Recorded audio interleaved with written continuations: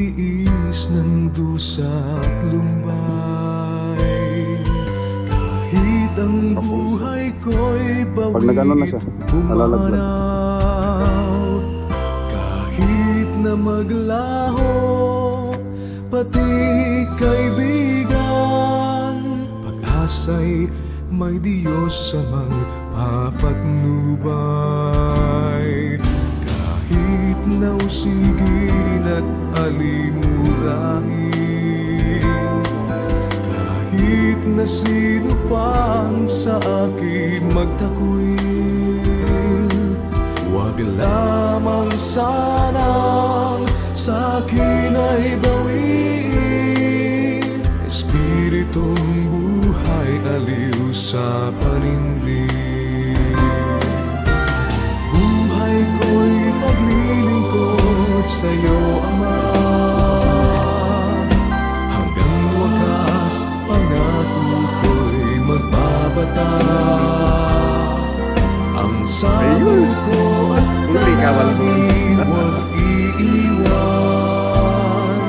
Ang awa at kalinga mo'y aking kailangan. Sapagkat kayo'y nangangailangan ng pagtitiis, upang kung inyong magawa ang kalooban ng Diyos, ay magsitanggap kayo ng pangako.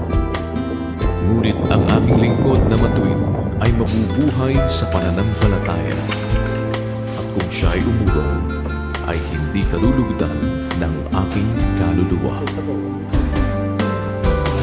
Kahit nausigin at Hanggat walang ambag sa buhay mo yung mga tao sa paligid mo, huwag kang magpapaapekto. Hanggat ikaw yung bumibili ng bigas at ulam na kakainin mo, huwag kang magpaapekto sa sasabihin ng ibang tao. Dito sa mundo, ganyan lang talaga. Yung mga walang ambag sa buhay mo, yan ang may masasabi sa'yo. Hindi mo natulungan, sasabihin madamot ka. Nakabili ka ng bagay na gusto mo, sasabihin mayabang ka. Kaya isa lang yung gusto kong ipaalala sa'yo. Hanggat yung taong nasa paligid mo na wala namang ambag sa buhay mo, sa'yo, Ama. gawin mo yung bagay kung saan ka masaya. Again, yung mga taong walang ambag sa paligid natin, sila at sila yung may masasabi sa atin. Ko at talangin, huwag iiwan. Ang awa at kalinga mo'y aking kailangan.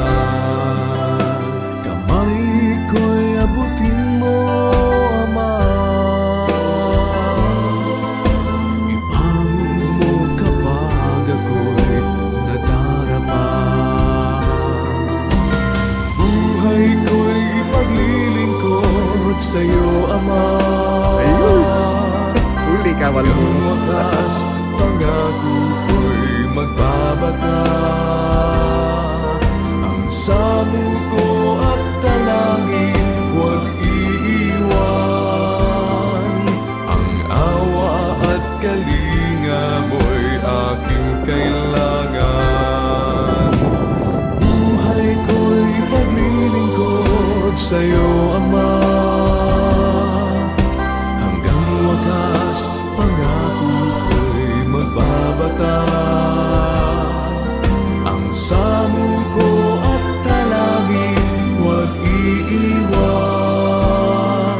Ang awa at kalinga mo'y aking kailangan. Ang samuko at